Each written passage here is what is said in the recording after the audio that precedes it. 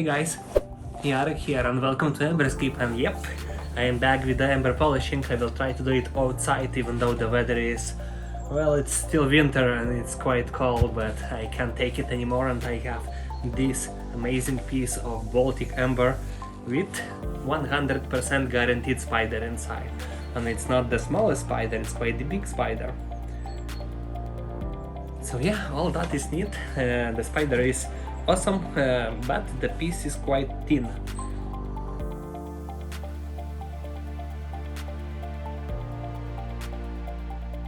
So we will have to be careful, and to be careful I will be using a lower grit of Dremel bit.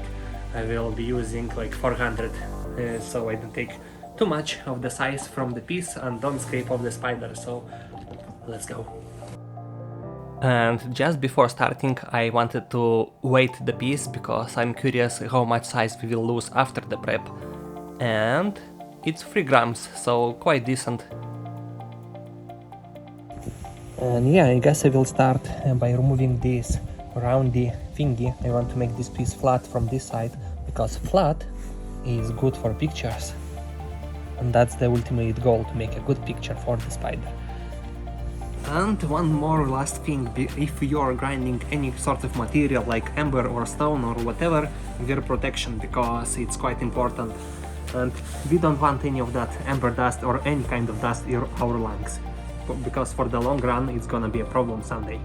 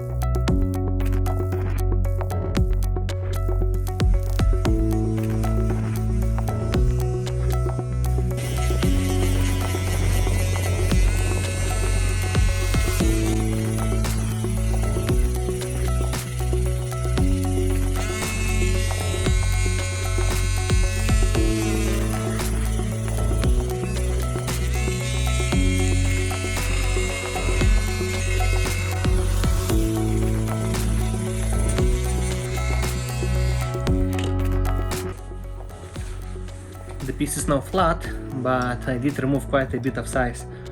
Yeah, but it's flat now and it will be good for pictures. Yes, a lot flatter now. But I will stop from this side.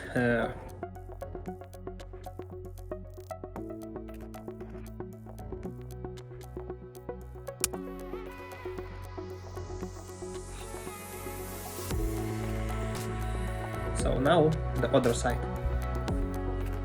And for the other side I will do a time lapse, so not to waste too much time, you will see a fast progression from now on of the stone. Before I start this side, the time lapse, I will increase the grit, reduce the grit, so it will go a little bit faster.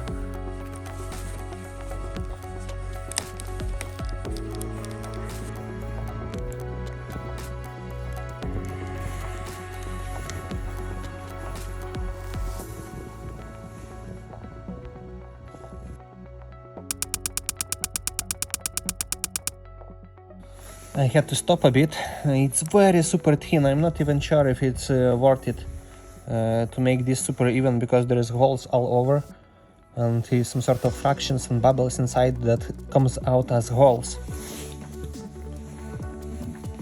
The spider is this black blob, so that we have to be careful about.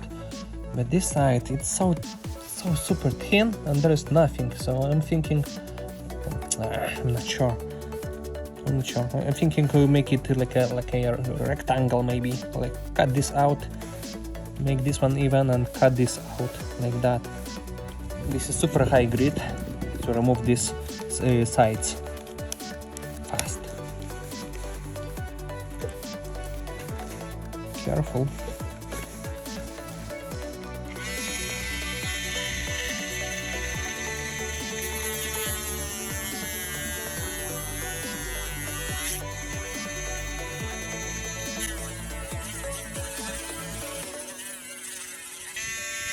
There we go.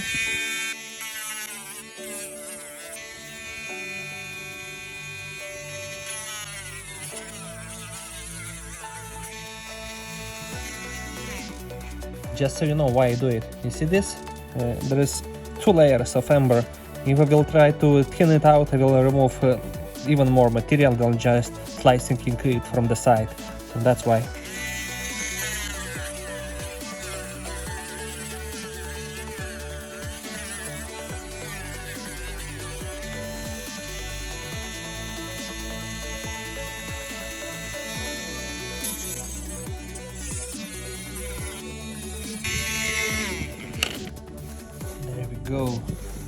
There we go.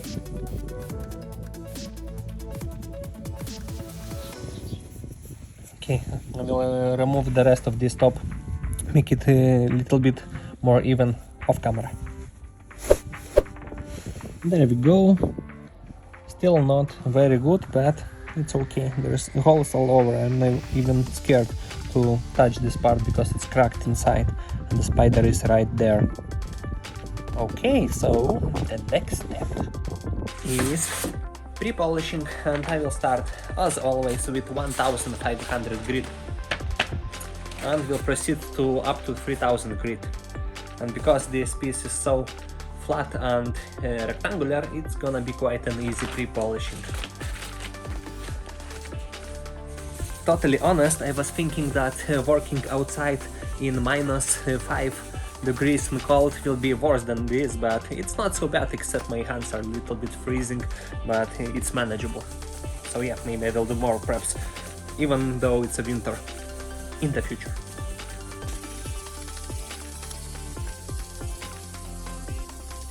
And there we go, quite some time have passed, but I am finished pre-polishing it up to 3000 grit.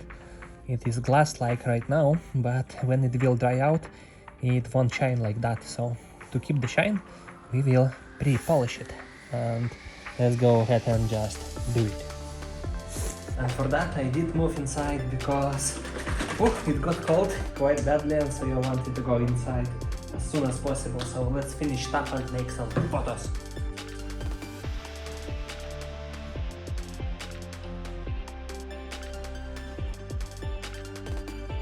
I haven't prepped a single piece of amber during winter because of cold, so I forgot the feeling of wiping off dry polishing paste off the piece of amber, and it was exactly as I remember, magical feeling. It's such a unique material, perfect for lapidary, plus we've got the fossil inclusion inside, and after a moment we are gonna observe it for the first time in 50 million years since it got trapped in resin.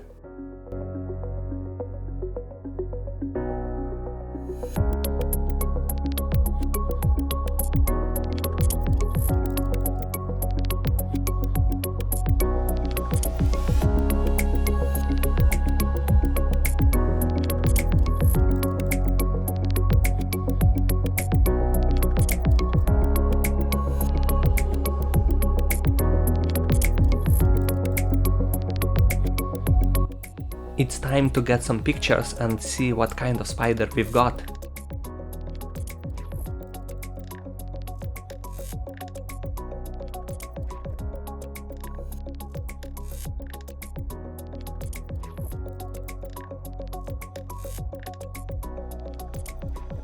And it's a boy, a spider boy.